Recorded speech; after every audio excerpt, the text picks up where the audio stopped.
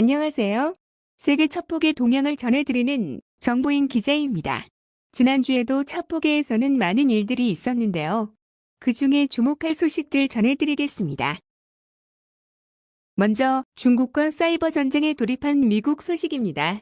FBI, NSA 등 미 정보당국이 최근 중국의 해킹 활동을 무력화하기 위한 작전에 들어갔습니다.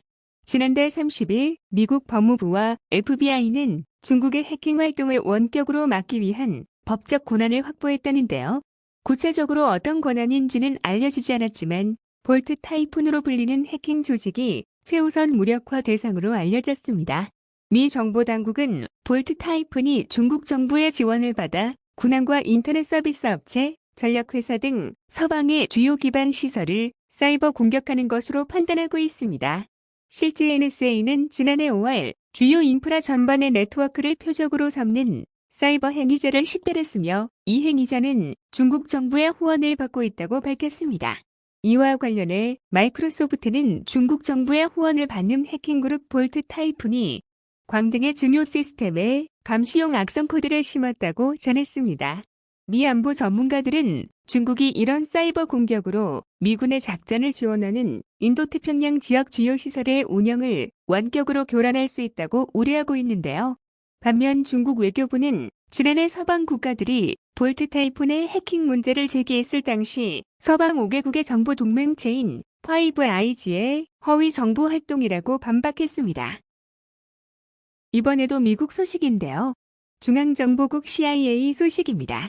CIA 윌리엄 번스 국장이 러시아 내부에서 미국 정보기관에 자발적으로 협력하는 사람이 급증하고 있다는 충격적인 발언을 했습니다. 우크라이나와의 전쟁이 장기화하는 데 따라 피로감이 커지면서 푸틴 대통령의 권력이 흔들리기 시작했다는 방증이라는 주장이지만 적장 분야를 노린 기만전일 가능성도 배제할 수 없다는 시각입니다. 지난달 30일 번스 국장은 미국 외교 전문지에 기고한 글을 통해 현재 집권 4기를 이어가고 있는 푸틴 대통령의 권력이 조만간 약화할 것으로 보이지는 않는다면서도 러시아 지도층과 일반 국민의 불만이 확산하고 있다고 말했습니다. 그러면서 CIA는 최근 러시아 내부에 더 많은 스파이를 확보할 수 있게 됐다고 주장했는데 푸틴 대통령에 대한 러시아인의 불만이 미국에 대한 자발적인 협력으로 이어지고 있다고 진단했습니다. 실제 CIA는 러시아 정부와 군 인사를 포섭하기 위한 동영상을 연이어 공개하고 있는데요. 여기에는 추적이 어려운 다크웹을 통해 러시아의 내부 정보를 미국에 넘길 수 있는 구체적인 방법이 담겨 있는 등 이른바 스파이 희망제의 구미를 당기고 있습니다.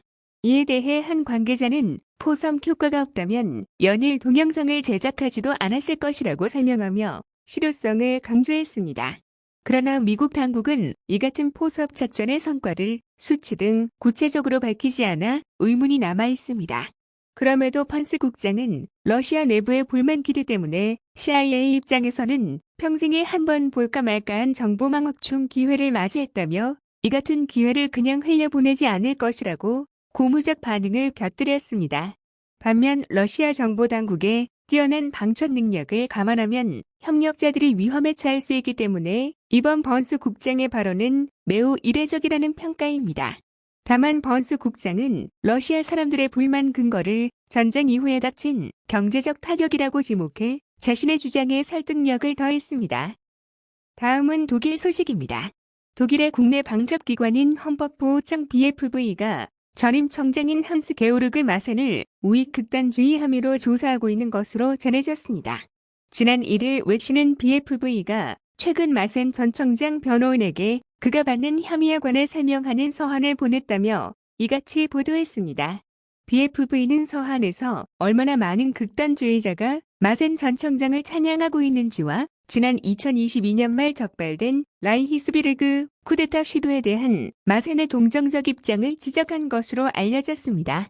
BFV는 현재 우익극단주의를 독일인의 삶의 방식을 위협하는 가장 심각한 국내적 위협으로 규정하고 극우 정당인 독일을 위한 대안의 3개 지방 지부에 대한 조사를 벌이고 있는데요. 이에 대해 마센 전 청장은 BFV의 조사는 부당하고 실제가 없는 것이며 자유민주주의 질서에 대한 공격이라고 비난했습니다. 마센 전 청장은 지난 2018년 극단주의자에 대한 동정적 태도 등이 문제가 되면서 청장에서 경질됐고 2019년 극우 정당을 변호하는 로펌에 취업해 논란을 일으키기도 했습니다. 마센 전 청장은 지난해 언론과의 인터뷰에서 독일 내 이민자를 암에 비유하며 치료하기 위해 화학요법이 필요한 상태라는 극단적 적대감을 드러내기도 했습니다. 한편 이번에 마센 전 청장을 조사한 BFV는 1950년 창설된 국내 방첩기관으로 연방정보국 BND, 군사정보국 MAD와 함께 독일 3대 정보기관으로 꼽힙니다. 오늘 전해드릴 소식은 여기까지고요. 다음 시간에 더 유익한 소식으로 만나 뵙겠습니다. 소식이 유익하셨다면 좋아요, 댓글, 구독 부탁드립니다. 그리고 흥미진진한 첩보의 세계가 궁금하시다면 국내 최고 첩보사 연구가인 박상민 기자가 집필한 세기의 스파이와 세기의 첩보전을 통해 확인하시기 바랍니다. 감사합니다.